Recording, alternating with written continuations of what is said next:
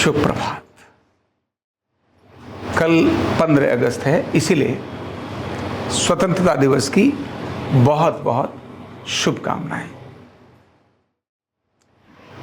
15 अगस्त 1947 को हमारा देश अंग्रेजों से आज़ादी मिली थी, अंग्रेजों से आज़ाद हुआ था। ऐसे देखें तो भारत ने पिछले 500 वर्ष अलग अलग प्रकार के युद्ध किए, अलग अलग प्रकार से लोगों ने हमारे देश पर कब्जा करने का प्रयास किया और हमारे देश के वीर सूरमाओं ने, इस धरती के सच्चे सपूतों ने उनके साथ डटकर लोहा लिया और किसी को भारत में लंबे समय तक टिकने नहीं दिया। कभी भी उनको चैन से राज्य करने का मौका दिया नहीं भारत में, चाहे मुगल आए हों चाहे फिर अंग्रेज आए हों, दोनों में से कोई भी आए हों, भारत में उनको चैन से साम्राज्य करने का मौका दिया नहीं। इसीलिए उनको कोई भी चीज़ यहाँ भारत में बड़ी डेवलप करने के लिए नहीं दी। मुगलों ने बहुत आक्रमण किए, अनेक प्रकार से हमारे धार्मिक स्थलों को तोड़ा, लेकिन फिर भी महाराणा प्रताप, शिवाजी, गुरु गोविंद सिंह, इस प्रकार के अलग अलग अनेक महापुरुष हुए जिन्होंने उनका मुकाबला किया और अंततः उनको परास्त किया। अंग्रेजों ने बहुत चाल से इस देश पर आक्रमण किया और इस देश के अंदर, इसके देश के ब्लड में कैसे घुस जाएं, ऐसी एक उन्होंने बड़ी लंबी चाल चली। और लंबी चाल के तहत उन्होंने न केवल हमारी जमीन पर आक्रमण किया, अभी तो हमारे मनों पर भी आक्रमण करने का पूरा एक प्रयास किया और हमारी शिक्षा पद्धति, हमारी स्वास्थ्य पद्धति और हमारी संस्कृति में भी उन्होंने ऐसा एक भाव डाल दिया जिससे हमें उनके प्रति जो वो कर रहे हैं उससे हमें लगे बस हम यही श्रेष्ठ हैं। कभी इस्लाम के आक्रमण को भारत ने श्रेष्ठता नहीं दी, वो आताताई ही उनको बताया क्योंकि उन्होंने ध्वंस किया। लेकिन अंग्रेजों के आक्रमण के बाद बड़ी तादाद में समाज में अंग्रेजियत का भाव उन्होंने पैदा कर दिया, जिसका प्रभाव आज तक भी हमारे देश पर दिखाई देता है। 15 अगस्त 1947 को इस देश से अंग्रेज प्रशासन तो जरूर हट गया, लेकिन प्रशासन हटने के बाद भी स्वराज्य तो आया लेकिन सुराज नहीं आया। स्वतंत्रता तो मिली लेकिन सुतंत्र नहीं हुआ, हमारा अपना तंत्र नहीं हुआ। हमने उन्हीं की शिक्षा पद्धति को, हमने उन्हीं की चिकित्सा पद्धति को और उन्हीं की सारी व्यवस्थाओं को, चाहे न्याय प्रणाली हो या कोई भी प्रणाली हो, सारी व्यवस्थाओं को हमने एज इट इज, जैसा मैंने अंग्रेजी में शब्द प्रयोग किया, ऐसा ही स्वीकार कर लिया। तो भारत स्वतंत्र हुआ, लेकिन भारत सच में स्वतंत्र नहीं हुआ। भारत स्वतंत्र हुआ सरकार के तौर पर 2014 में, जब भारत के अंदर भारतीय विचार की एक नई सरकार आई। इसके बाद से देश में स्वतंत्रता का प्रकार एक अलग प्रकार से चलने लगा। अगर मैं 1947 को, आज के दिन को स्मरण करूं, तो 14 अगस्त वाले दिन, 14 अगस्त की रात्रि में भारत के दिल्ली की राजधानी में राष्ट्रपति भवन के अंदर बेशक ध्वज चेंज हो रहा था रात्रि के 12 बजे।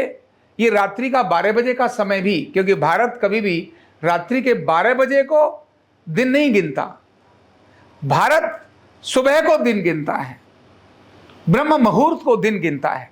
भारत का दिन कभी भी ब्रह्म मुहूर्त में होता है, लेकिन 12 बजे इसीलिए क्योंकि इंग्लैंड के अंदर उस समय पर दिन होता है, इसीलिए यहां पर भारत में रात्रि का 12 बजे का समय चुना गया, जिससे वहां महारानी और बाकी लोग सब इस सारी प्रक्रिया को ठीक से देख सकें। रात में भारत के अंदर जब भोर होता है तो वहां पर अलग समय होता है, तो ऐसे कैसे देखेंगे? ये देख करके जानकर भारत में रात को 12 बजे प्रारंभ किया। क्यों?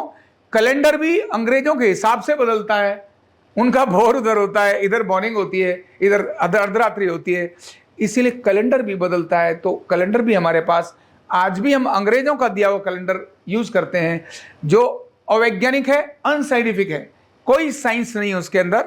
भारत की नकल करने की कोशिश करी थी, लेकिन वो भी त्रुटियां इतनी कि कैलेंडर हर साल उसके अंदर कोई ना कोई दिन कम और ज्यादा होता रहता है। अगर किसी का जन्मदिन 29 फरवरी को आ गया तो अब वो 4 साल बाद उसका जन्मदिन मनेगा, तब तक वो अपना जन्मदिन मना ही नहीं सकता। मतलब ऐसा कैलेंडर जो अवैज्ञानिक है, सारी गणनाएं केवल भारत के कैलेंडर के हिसाब से चलती हैं।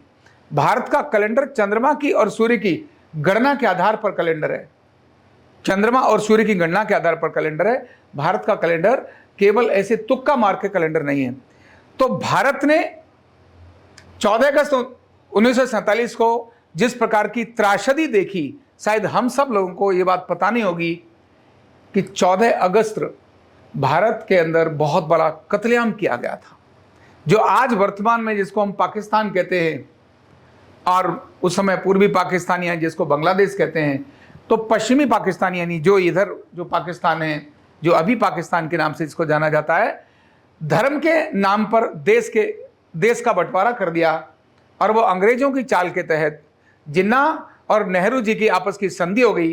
बोले ठीक है, जहां मुसलमान हैं उनके लिए अलग दे देंगे, हिंदुओं को अलग दे देंगे। ये पाकिस्तान बहुत ज़्यादा पुराना नहीं है। 14 अगस्त 1947 से पहले तो सारा भारत ही था, सारा भारत ही था।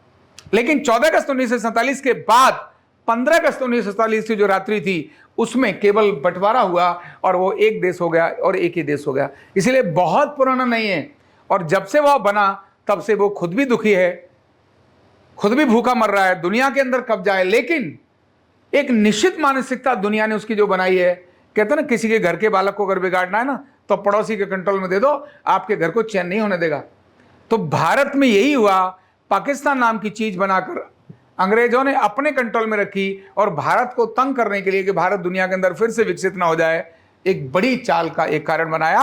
और वह उसको रिलीजियन के साथ जोड़ दिया कि ये इस्लाम और ईसाई और हिंदुओं का है, इसीलिए उसमें सब जबरदस्त कर दिया। तो उस समय पर कितना भयंकर कत्लेआम हुआ था। उस कत्लेआम के बीच में पंडित नेहरू ने बड़े गर्व के साथ शपथ ली थी।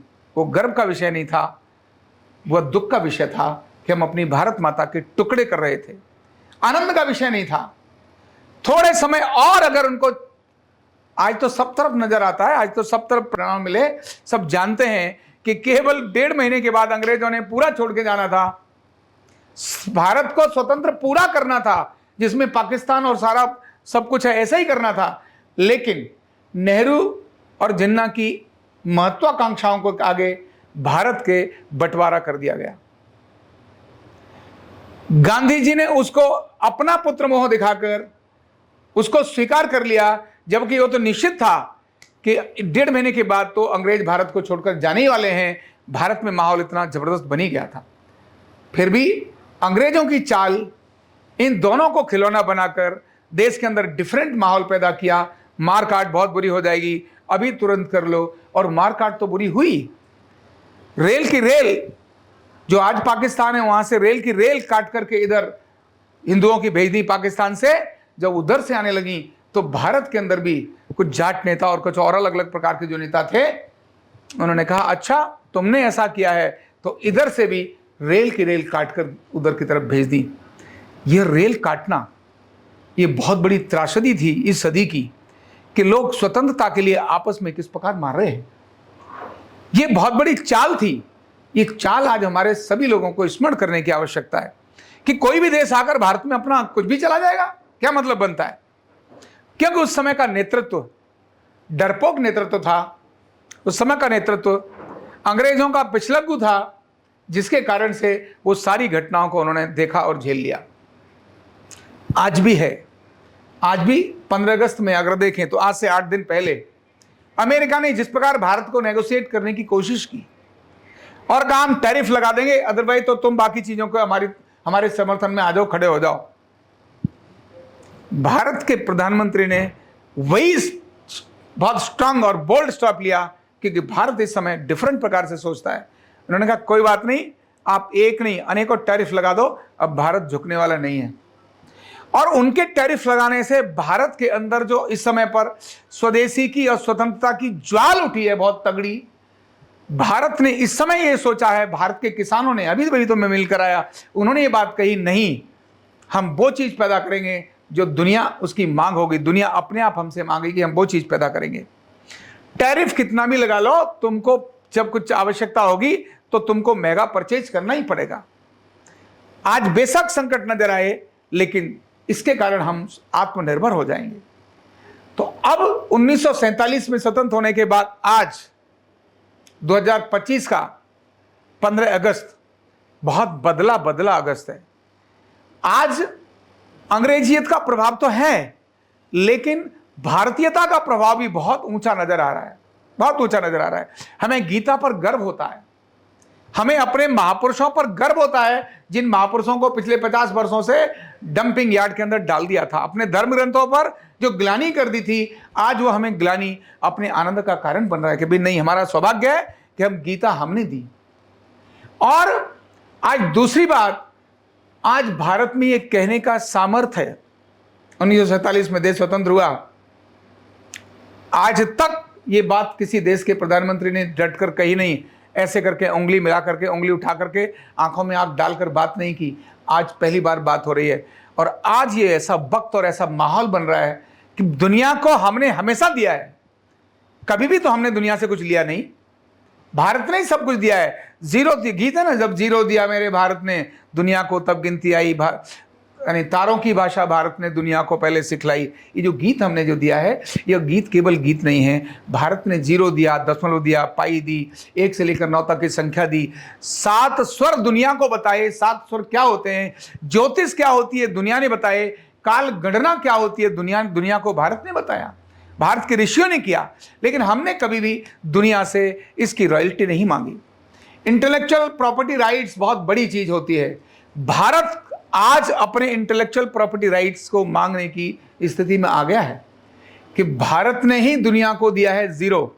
हमारे ग्रंथों में वर्णन है, जीरो हमने दिया है, पाई हमने दी है। ये हमने नहीं, बाकी लोग उन्होंने कहा पाइथागोरस उन्होंने दिया है, लेकिन नहीं, पाइथागोरस उन्होंने नहीं दिया। पाइथागोरस भारत की जो प्रमेय है वो अपनी भारत की है, भारत ने दुनिया को दिया है। केवल उन्होंने हमारे चीजों पर नकल करके अपने मोहर लगाने की बात कोशिश की है, पर आज तक भारत में इस बात को बोलने वाला व्यक्ति नहीं था। आज भारत में इस बात को बोलने वाले व्यक्ति हैं कि देश के जीरो पर रॉयल्टी भारत की होनी चाहिए। दुनिया अगर यूज करती है जीरो तो भारत को रॉयल्टी देनी होगी, दशमलव यूज करती है तो रॉयल्टी देनी होगी, पिछली भी और आने वाले दिनों की भी। यही है स्वतंत्रता। अदरवाइज तो भारत का रुपया जब देश स्वतंत्र हुआ था उससे 4 महीने पहले, 5 महीने पहले $1 और $1 बराबर था। जब देश स्वतंत्र होने वाला था तो जानकर उसको $4 मतलब 4 रुपए का $1 बना दिया। 1947 में जिस दिन स्वतंत्र हुआ था देश, उस दिन 4 रुपए का $1 बना दिया। और तब से लेकर भारत ने जो प्रगति की, भारत दुनिया की चौथी और तीसरी बड़ी अर्थव्यवस्था उनके आंकड़ों में हो रही है, हमारे में नहीं, उनके आंकड़ों में हो रही है। भारत दुनिया का सबसे अधिक युवा देश है, भारत दुनिया का सबसे अधिक प्रकृति से घना देश है, भारत दुनिया का सबसे अधिक रत्नों से भरा देश है। उस देश को वो कहते हैं तुम तो अभी भी प्रगतिशील हो, अभी तुमको प्रगति की तरफ जाना है। कैसी बात करते हो।